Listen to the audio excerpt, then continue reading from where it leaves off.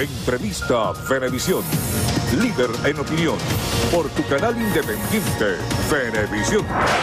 Muchísimas gracias por acompañarnos en Entrevista Venevisión. Ya estamos listos para iniciar nuestra conversación con el invitado del día de hoy, Eduardo Fernández, presidente del IFEDEC. Gracias por estar con nosotros. Muchas gracias por la invitación, muy complacido de estar aquí. Hay muchos temas interesantes que abordar el día de hoy, sobre todo tratándose de lo que sucedió el día de ayer y la respuesta que ha dado ante esta denuncia que se formuló ante el Ministerio Público por parte de la canciller Delcy Rodríguez al presidente de la Asamblea Nacional, hablando de confabulación con potencias extranjeras, traición a la patria, entre otros aspectos. Hoy el presidente de la Asamblea, Henry Ramos Ayub, daba respuesta a esta denuncia, y para cualquier ciudadano del mundo resultaría muy extraño que un canciller denuncie al presidente de un parlamento o que se produzcan este tipo de duelos o confrontaciones. Yo tengo aquí en mi mano su libro Aquí y Ahora, estoy empezando a revisarlo y vi que una de las partes que usted dedica mucha atención es a la necesidad de una política diferente, una política superior, y también hace referencia de un modo crítico a que se requiere una oposición distinta. Tal vez esto comprendiendo que usted tiene una postura totalmente diferente a la del Ejecutivo Nacional, lo pone en el ojo del huracán por tener esta postura tan crítica. ¿Qué es lo que hace falta para entender la complejidad de lo que sucede hoy en Venezuela? Lo que hace falta es, sobre todo, pensar en Venezuela. No pensar en mi proyecto personal, no pensar en los intereses del gobierno o en los intereses de la oposición, sino pensar en los intereses del país. El país está en una crisis muy grande y esa crisis afecta a los ciudadanos. Los ciudadanos están en este momento pasando hambre. Hay muchos ciudadanos venezolanos que están registrando potes de basura para tratar de conseguir algo de comer. Los ciudadanos están sufriendo el desabastecimiento, el alto costo de la vida. Cuando por fin consigues un producto, no tienes dinero para comprarlo. Esos son los problemas que está sufriendo la familia venezolana. Un padre o una madre venezolana que no consigue medicinas para atender la enfermedad de un hijo. Esos son los problemas del país. La gente que está padeciendo los rigores de la inseguridad, de la delincuencia. Y yo estoy seguro que todos los ciudadanos quisiéramos ver a nuestros líderes ocupándose de los problemas del país. No de dimes y diretes, y no de peleitas subalternas, y no de que tal o cual, sino, oiga, ¿cómo abordamos la solución de la gravísima crisis que está atravesando Venezuela?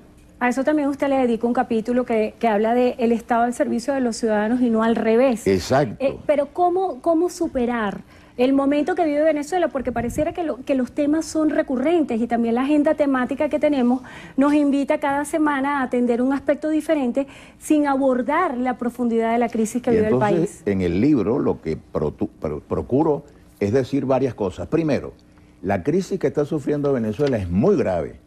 Pero otros países han tenido crisis tan graves o más graves. Nosotros tenemos, por ejemplo, una inflación intolerable de 700%. Pero un país latinoamericano, amigo nuestro, hermano nuestro, que es Bolivia, llegó a tener 5.000% de inflación, y Argentina, y Chile, y otros países. Alemania también tuvo problemas inflacionarios terribles, y encima una guerra mundial que destruyó completamente el país, y salieron de esa crisis.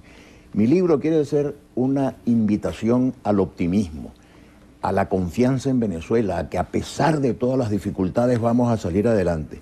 Pero que tenemos que darle una gran jerarquía al debate político. No perder tiempo en pleitos subalternos, sino procurar una agenda. Y entonces propongo esta agenda. 5 puntos. Tenemos una crisis política, y yo diría que esa crisis política se resolvería si hacemos honor al artículo 136, creo que es de la Constitución Nacional, que dice que las ramas del poder público deben colaborar entre sí para resolver los problemas de los ciudadanos, que es lo más importante en una democracia, los ciudadanos. El problema no es, oye, qué agudo es fulano de tal para insultar al gobierno, o qué agudo es el gobierno para contestarle a fulano de tal. Eso es perder tiempo. Lo que tenemos que hacer es ver problemas políticos, problemas económicos. La economía venezolana tiene varios años metido en las dos peores enfermedades que puede tener una economía son inflación y decrecimiento, falta de crecimiento económico, porque nos estamos la caída del Producto Interno Bruto. La caída del Producto Interno Bruto, muy bien dicho, lo has dicho técnicamente muy bien. Ahora, ¿cómo reanimamos el aparato productivo del país? No es complicado. Resolver el problema económico venezolano es relativamente sencillo, pero supone... El gobierno ha dicho en varias ocasiones que es víctima de una guerra económica. ¿Usted cree que existe una guerra económica contra Venezuela? Yo creo que ya ese argumento es perfectamente fastidioso, porque si la guerra económica es lo que nos tiene tan mal como estamos, oye, tienes que ganar la guerra o irte. Entonces, si no eres capaz de ganar la guerra, vete para tu casa. Pero no puedes darme ese argumento año tras año y los venezolanos cada día estamos viviendo peor. ¿Qué es lo que hay que hacer? Aplicar políticas económicas sensatas. ¿Qué tenemos que hacer? Necesitamos conseguir un apoyo financiero internacional para atender los problemas más urgentes de poner comida en la mesa de la familia venezolana. Eso me da pie también para consultarle algo. También en el libro usted hace referencia a que la crisis hace necesaria la unidad. Claro. JJ Rendón ofreció unas declaraciones que se convirtieron en muy controversiales porque hablaba de que la Mesa de la Unidad Democrática estaba muerta. ¿Cree usted que la MUD está muerta? No, yo no creo que esté muerto. A mí no me gusta hablar de muertos, además. Yo creo que todos tenemos algo que aportar.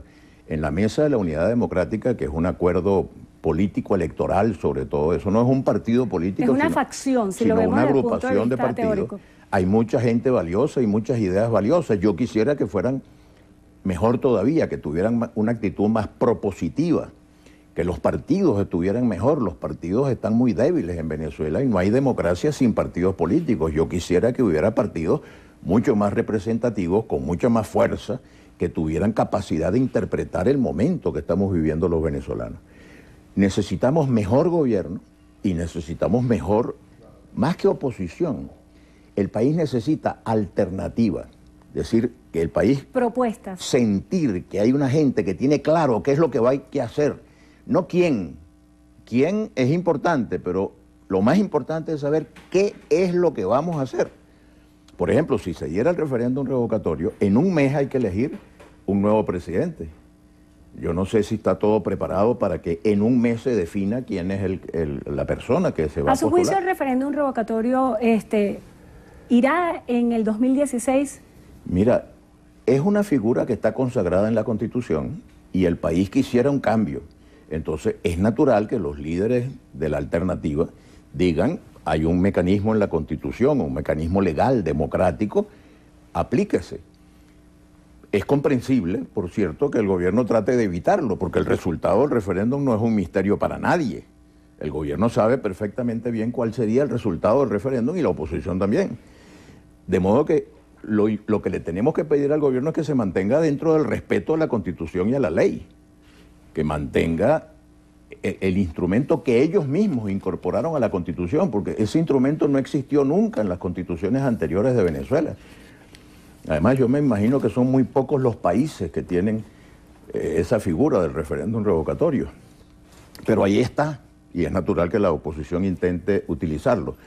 Pero, permítame decir algo. Yo estoy convencido de que mucho más importante es la agenda de los problemas de los ciudadanos venezolanos. La gente quiere conseguir comida. La gente quiere ver los mercados llenos de bienes y servicios y productos al alcance de su bolsillo, que el dinero que yo tengo me permitan comprar esa cosa. Y la solución de los problemas económicos, más allá de la argumentación de la guerra, es relativamente sencilla. Si se aplica el sentido común, la mayoría de los economistas, que Venezuela tiene economistas muy competentes, la mayoría no, la unanimidad, recomiendan 3 o 4 cosas. Hay que eliminar los controles artificiales de la economía, hay que eliminar el control de cambios, hay que eliminar el control de precios, hay que estimular la producción, hay que promover las inversiones. El país no va a crecer si no tiene más y mejores inversiones públicas y privadas, nacionales e internacionales. Esas cosas están dichas en mi libro. Y yo le pido a los venezolanos, mira, ocupémonos de resolver los problemas estos y no perdamos más tiempo en pleitos inútiles. Promovamos grandes consensos para que el país pueda progresar. Un aspecto importante de la economía es el presupuesto que hace el Ejecutivo para cada año. Claro. El presidente Nicolás Maduro anunció el día de ayer que la consulta del presupuesto 2017 no se hará a la Asamblea Nacional, sino que se consultará al Tribunal Supremo de Justicia porque considera que la Asamblea Nacional está en desacato. ¿Considera usted esto la vía correcta? Perfectamente absurdo. La esencia de la democracia es la independencia y la autonomía de las ramas del poder público. Y el Parlamento nació, en la historia universal apareció la figura del Parlamento para examinar los ingresos del Ejecutivo, porque esos no son dinero del partido de gobierno, ese es el dinero de todos nosotros los venezolanos, es nuestro dinero. Entonces nuestros representantes que están en la Asamblea Nacional son los que tienen que evaluar cuánto dinero hay, en qué se va a invertir, cuáles son las prioridades, en qué cosas no vale la pena invertir y tal. Eso es una relación que tiene que haber entre el Ejecutivo y el Legislativo, que debería ser mucho más constructiva. Y yo lamento mucho que la relación entre el Ejecutivo y el Legislativo en Venezuela sea tan mala como es. No me voy a poner a especular quién tiene más culpa que el otro, pero en todo caso no es lo que los venezolanos quisiéramos que fuera. ¿Qué hace falta para que en Venezuela se imponga el diálogo? Yo quiero asociar este planteamiento a lo que sucedió en Colombia tras el no que se impuso en la consulta que se hizo sobre el acuerdo de paz. Y el presidente Santos decía que las polarizaciones son negativas y ahora está convocando unas mesas de trabajo para analizar de qué manera se fijan los acuerdos de paz. ¿Cómo hacer en Venezuela para que exista un acuerdo y unir esta respuesta también acerca del impacto que tiene lo que sucedió en Colombia en nuestro país? Yo tengo la impresión de que el resultado del plebiscito ha provocado un incremento del patriotismo. Me explico. El presidente Santos reaccionó muy democráticamente. Salió en la televisión en un discurso brevísimo, por cierto, no creo que llegó a 3 minutos, y dijo, acepto que el resultado fue el no, y por tanto llamaré a los líderes de los partidos que promovieron el no para que me digan qué piensan ellos que debemos hacer ahora. Y los líderes que promovieron el no, entre los cuales el más importante, Álvaro Uribe, el presidente Uribe y también el presidente Pastrana, inmediatamente manifestaron su disposición a ir. El presidente Uribe no fue a la primera reunión, pero dijo, voy a la segunda. Y se está produciendo el diálogo. ¿Por qué? ¿Qué es lo que está en juego? La paz. Y todos los colombianos, unánimemente, los que votaron por el sí, los que votaron por el no, seguramente quieren la paz.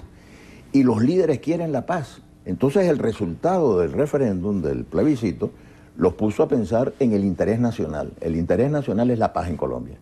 ¿Qué quisiera yo que ocurriera en Venezuela?